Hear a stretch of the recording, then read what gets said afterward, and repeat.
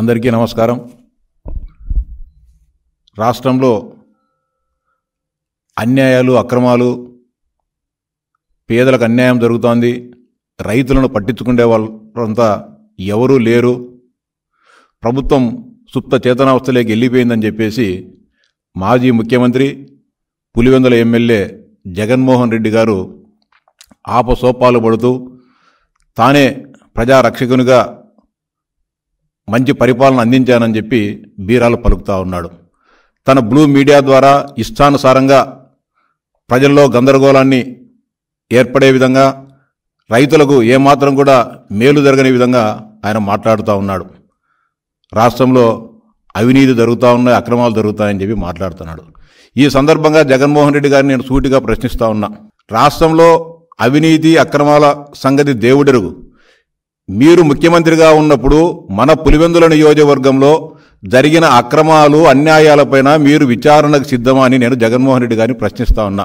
రాష్ట్రంలో లక్షలాది గృహాలను నిర్మించామని చెప్తున్న జగన్మోహన్ రెడ్డి గారు పులివెందుల నియోజకవర్గంలో జరిగిన గృహ నిర్మాణంలో జరిగిన అవకతవకలపైన మీరు చర్చకు, విచారణకు సిద్ధమని ప్రశ్నిస్తా ఉన్నా. పులివెందుల నియోజకవర్గం అంతా కాదు, పులివెందుల మున్సిపాలిటీ పరిధిలో మీరు నిర్మించ తలపెట్టిన జగనన్న మెగా లేఅవుట్లో జరిగిన అక్రమాలపైన మరిద్దరం ఎక్కడైనా కూడా, పులివెందులలో అయినా సరే లేకపోతే తాడేపల్లిలో అయినా సరే, ఎక్కడైనా సరే చర్చకు మన ఇద్దరం కూడా కూర్చొని మాట్లాడుకుందామని డిమాండ్ చేస్తూ ఉన్నా, సవాల్ చేస్తూ ఉన్నా. పులివెందుల మున్సిపాలిటీ పరిధిలో జగనన్న మెగా లేఅవుట్లో దాదాపు 8,456 గృహాలు మంజూరైతే ఇటీవల రాష్ట్ర ప్రభుత్వం జిల్లా కలెక్టర్ గారి ఆధ్వర్యంలో విచారణ చేయిస్తే దాదాపు 2,489 మంది లబ్ధిదారులు బోగస్ లబ్ధిదారులు, అనర్హులని చెప్పి తేల్చడం జరిగింది. అంటే దాదాపు 175 కోట్ల రూపాయల స్కామ్ ఒక్క పులివెందుల మున్సిపాలిటీలో గృహ నిర్మాణ కాలనీలో జరిగిందంటే ఇక రాష్ట్ర వ్యాప్తంగా మిగిలిన 174 నియోజకవర్గాలలో ఎన్ని వేల కోట్ల రూపాయల స్కామ్ జరిగిందో ఒకసారి ఆలోచించాలని చెప్పి ఈ రాష్ట్ర ప్రజానీకానికి విజ్ఞప్తి చేస్తా ఉన్నా. పులివెందుల మున్సిపాలిటీలో 8,468 ఇళ్లు మంజూరైతే వీరందరికీ కూడా దాదాపు ఏపీఐసికి చెందిన 250 ఎకరాల స్థలాన్ని తీసుకొని ఒక్కొక్క లబ్ధిదారునికి 1.5 సెంటు స్థలాన్ని ఇచ్చి రాష్ట్ర ప్రభుత్వమే కాంట్రాక్టర్లకు అప్పగించి గృహ నిర్మాణాలను నిర్మించేదానికి చేపట్టడం జరిగింది.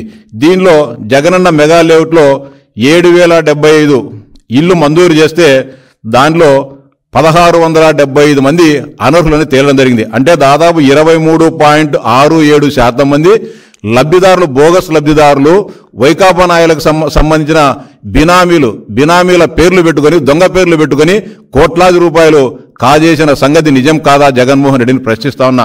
అంతేకాకుండా సొంత స్థలాలు ఉన్నాయని చెప్పి గృహాలు మంజూరు చేసుకునేదానికి దరఖాస్తు పెట్టుకున్న వారు 1,318 మంది ఉంటే వారిలో గతంలో ఇల్లు ఉన్నవారు, పెద్ద పెద్ద భవంతులు ఉన్నవారు, కోటీశ్వర్లు దాదాపు 732 మంది దొంగ లబ్ధిదారు అని చెప్పి తేలిన విషయం వాస్తవం కాదా?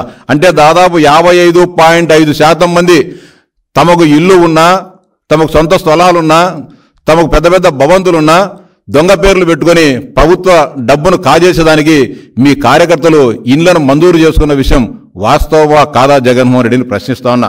అంతేకాకుండా రాజీవ్ గాంధీ కాలనీలో 75 ఇళ్లను మంజూరు చేశారు. దానిలో 17 మంది బోగస్ లబ్ధిదారులని తేలిన విషయం వాస్తవమా కాదా జగన్మోహన్ రెడ్డి ప్రశ్నిస్తున్నా. అంటే దాదాపు అక్కడ 22.6% బోగస్ లబ్ధిదారులుగా తేలడం జరిగింది. అంతేకాకుండా గతంలో ఇండ్లు మంజూరై ఇండ్లు కట్టుకున్నా మళ్ళీ రెండోసారి ఇళ్లను మంజూరు చేసి దాంట్లో దాదాపు 65 మంది బోగస్ లబ్ధిదారులు తేలిన విషయం వాస్తవమా కాదా జగన్మోహన్ రెడ్డి అడుగుతా ఉన్నా. దాదాపు 8,468 ఇళ్లలో 2,489 మంది లబ్ధిదారులు బోగస్గా తేలడం జరిగింది. ఇవన్నీ మాట్లాడకుండా మీ నియోజకవర్గంలో మీరు ముఖ్యమంత్రిగా ఉన్నప్పుడు జరిగిన ఒక్క లేఅవుట్లోనే దాదాపు 175 కోట్ల రూపాయలు స్కామ్ జరిగింది. దీనిపైన మీరు కూడా ప్రస్తుతం ముఖ్యమంత్రిగా లేరు, ప్రతిపక్ష నాయకునిగా లేరు, ఎలాంటి పని లేదు. మీరు అక్కడే ఉంటారు, నేను అక్కడే ఉంటా. ఇద్దరం కలిసి పులివెందుల మెగా లేఅవుట్కు పోదాం. ఎంత అన్యాయాలు, ఎంత అరాచకాలు జరిగాయో అక్కడే ఇద్దరం తేల్చుకుందాం. అక్కడ లేకపోతే మీరిచ్చిన లబ్ధిదారుల లిస్టును తీసుకొని వస్తా, మీరు మంజూరు చేసిన లిస్టును తీసుకొని వస్తా. ప్రభుత్వం ఇప్పుడు తమ విచారంలో జరిగిన లోపాలు ఇవన్నీ కూడా తీసుకొని వద్దాం. మీరు బహిరంగ చర్చకు సిద్ధపడని జగన్మోహన్ రెడ్డి గారు అని డిమాండ్ చేస్తా ఉన్నా.